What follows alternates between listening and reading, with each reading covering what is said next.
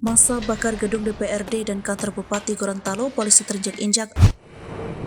Kantor Bupati Pohuwato dan kantor Dewan Perwakilan Rakyat Kabupaten Pohuwato dibakar dan dirusak massa pada Kamis 21 September 2023.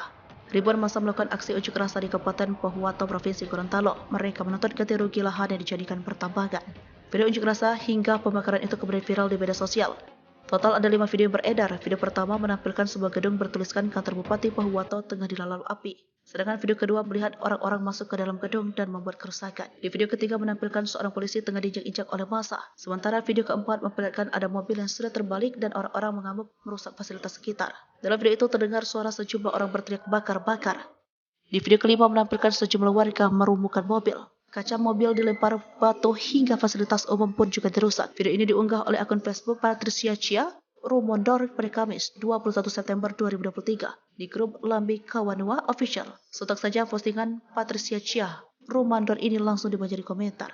Diketahui peristiwa ini terjadi pada Kamis 21 September 2023. Berawal dari ribuan massa menggelar aksi demonstrasi di depan kantor perusahaan tambang Pohuwato PT Puncak Emas Tani Sejahtera.